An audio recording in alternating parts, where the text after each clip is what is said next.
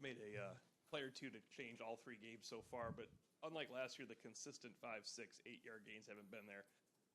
Is that the next step for this running game, or is it a situation where they are loaded in the box at times and you just have to hit big plays? I mean, I think it's a little bit of both, obviously.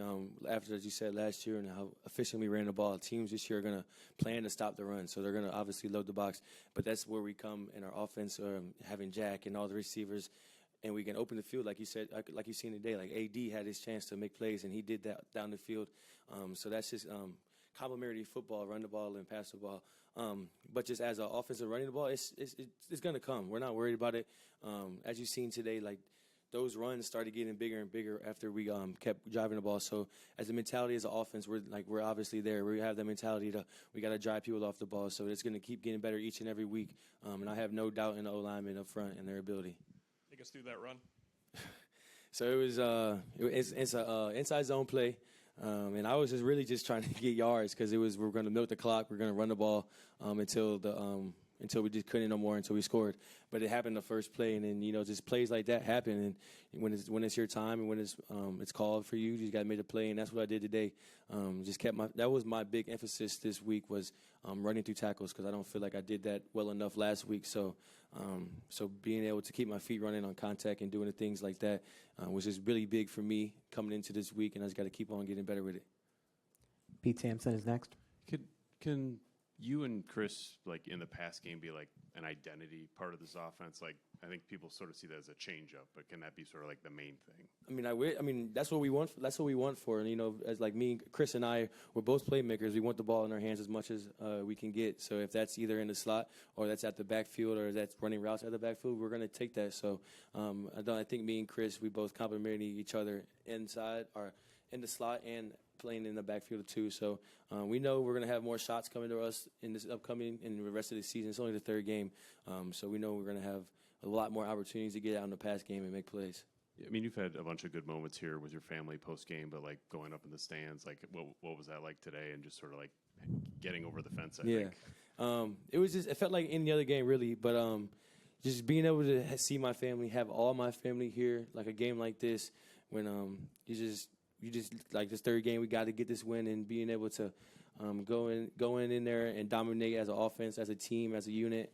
It's just really big for me, and then having my support system right there in the stadium, right there with me along the way is, I love that. If you know me, I'm a big family guy, so this is always a blessing for me. Angelo DiCarlo is next. Kyren, can you describe the difference maybe in feeling for you after the game last week versus this week? You definitely didn't look like you were in your happiest mood at the end of the game last week, and certainly you look pretty chipper right now. Yeah, obviously, like last week, it was we got a win, but it was like a win that I could have taken away from the team, taken away from the program by fumbling the ball. So obviously, like you said, I wasn't myself. I was mad at myself. I was upset at myself, but I had to flip that switch immediately if I didn't want that to repeat again this week. So I had my downtime for about 2 hours and got out my feelings. But now Coach Taylor told me, a lot of people told me, like, these are games like last week. These are the games that you come back and really prove who you are as a player, as a leader, as a person. So for me to be able to bounce back like I did this week after last week it's big for me. It gives myself a lot of confidence, and I just know I got to just keep on going each and every week and protecting the football and doing the things I do for this team.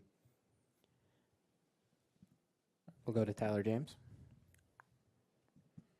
Kyren, as a running back, how do you like that formation where Joe Alt comes out on the field as an extra lineman? I love it because I know, as you guys would see on film if you haven't already, that whole side Joe was on was getting crashed down into the other side. So being able, it reminded me a lot like last year when we had like Tommy Trimble doing that, just taking people out of the play, out of their cleats, and really just taking them 2-3 yards in the backfield. So it's really fun just seeing that, and I'm glad for Joe. He's getting experience. He's getting opportunities on the O-line to prove himself, and you just got to keep getting better each and every week, and I know he will.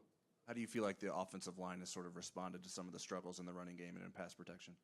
If it wasn't obvious today, they responded well. I feel like we came out as an offense, as an O-line specifically, they dominated. They went out there and proved themselves each and every down to dominate the person in front of them. That's all we were talking about. We were keeping it simple in the run game and just go out there and play football and just do what you do do what you do best, and that's what they did. They drove people back and gave us me and Chris opportunities to make runs happen.